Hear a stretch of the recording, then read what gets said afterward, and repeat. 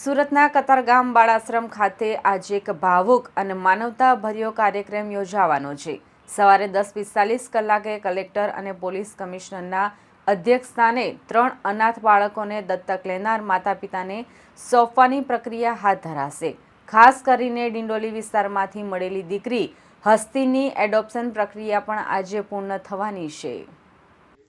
સુરતના કતારગામ બાળાશ્રમ ખાતે આજે માનવતાને સ્પર્શતો કાર્યક્રમ યોજાયો, જેમાં 3 અનાથ બાળકોને દત્તક લેનાર પરિવારોને સોંપવાની કાર્યવાહી કરવામાં આવશે। આ કાર્યક્રમ કલેક્ટર સાહેબ અને પોલીસ કમિશનર સાહેબની ઉપસ્થિતિમાં યોજાશે।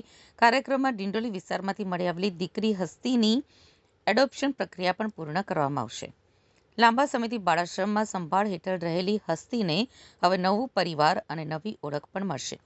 આ પ્રસંગે સંબંધિત અધિકારીઓ, બાળ કલ્યાણ સમિતિના સભ્યો તેમજ મીડિયા પ્રતિનિધિઓ હાજર રહેશે।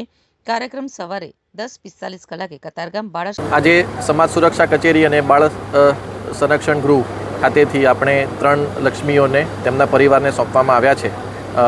માનનીય સીપી સાહેબે કીધું એમ જે હસ્તી છે તે પોલીસ પરિવારને મળી હતી અને ત્યાર પછી અહીંયા આપણે શિશુગૃહમાં તેનો ઉછેર કરવામાં આવ્યો હતો। તે જ રીતે અન્ય 2 દીકરીઓ છે એને પણ આપણે અલગ અલગ જગ્યાએથી મળી આવેલી અને આપણે શિશુગૃહમાં એનો ઉછેર કર્યો છે। ભારત સરકારની આપણી એક સ્કીમ છે CARA, એટલે આપણે જે કારા એને શોર્ટમાં કહીએ છીએ। કોઈ પણ વાલીને જ્યારે કોઈ દત્તક સંતાન જોઈતું હોય તો તે કારા ઉપર રજિસ્ટ્રેશન કરાવી શકે છે અને આખી પ્રોસેસ જે છે એ બહુ લાંબી પ્રોસેસ છે। અમે દરેક જે બાળક છે એનું રજિસ્ટ્રેશન આ સોફ્ટવેર ઉપર કરેલું હોય છે। એ વાલી પોતે એ બાળકની વિગત જાણી શકે છે। ત્યારબાદ એ વાલી વારસ જે છે એ ખરેખર એને ઉછેર માટે સક્ષમ છે કે નહીં એ તમામ બાબતોની ખાતરી કર્યા પછી જ એ આપણે બાળક જે છે એ વાલીને સોંપવામાં આવે છે। એટલે બહુ પારદર્શક પ્રક્રિયાથી અને બહુ જે કહેવાય કે એક્ઝોસ્ટિવ પ્રોસેસથી આપણે બાળકને આપણે એ પરિવાર નવો સોંપીએ છીએ કે જેથી એ ભવિષ્યમાં એ જે ઘરે જાય તો તેનો સારો ઉછેર થઈ શકે। એટલે હું તમામ જે પણ દત્તક લેવા માગતા પરિવારો છે તેમને હું વિનંતી કરું છું કે તમે આ કારા જે વેબસાઇટ છે તેના ઉપર રજિસ્ટ્રેશન કરાવો અને પછી આગળની પ્રોસેસ કરો। અને જેમ સીપી સાહેબે કીધું કે ઘણા બધા વાલીઓ જે છે એ આ રીતે બાળકોને અહીંયા અલગ અલગ જગ્યાએ છોડીને જતા રહે છે, એમને પણ વિનંતી છે કે જો એવું હોય તો તમે અહીંયા બાળ સંરક્ષણ ગૃહમાં આવીને છોડો કે જેથી તેની કાળજી થઈ શકે।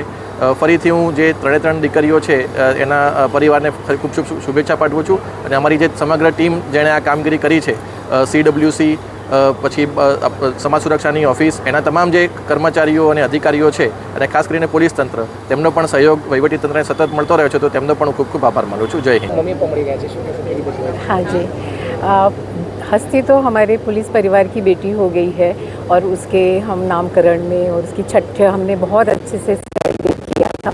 तो जैसे वो पुलिस की बेटी हो गई है और आज हस्ती के साथ 2 बेटियां और उनको तीनों बच्चों को एक नया घर मिल रहा है और उनके घर में लक्ष्मी जा रही है।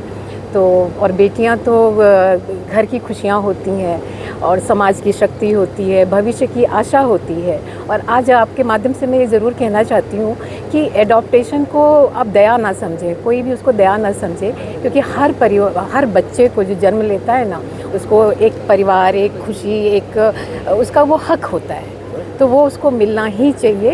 और एडॉप्टेशन तो प्रेम का एक बहुत ही सुंदर रूप है, प्यार का एक बहुत ही सुंदर रूप है। और यही बाकी तो हमारे ऑफिसर लोग ने बता ही दिया है कि आप बच्चों को इस तरह ना डालें, कहीं नदियों के किनारे पड़े होते हैं, कहीं पेड़ों के नीचे पड़े होते हैं, ऐसा ना करें। शिशु गृह में बच्चों को लाएं और इन तीनों बच्चियों के भविष्य की कामना करती हूँ कि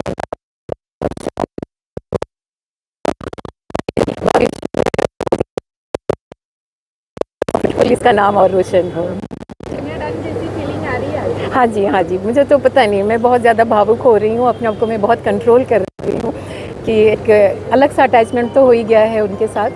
और उनके साथ कि मैं हर बच्चे को जब भी देखती हूँ इस तरह, तो मुझे एक अलग सी फीलिंग आती है जिसको मैं बयान नहीं कर सकती। बट इस बात की बहुत खुशी है कि उसको एक बहुत अच्छा घर मिल रहा है, उसका भविष्य बहुत अच्छा होगा। और यही ईश्वर से कामना है कि सभी बच्चे, जितने भी बच्चे अभी यहाँ पे हैं, सबको एक अच्छा परिवार मिले।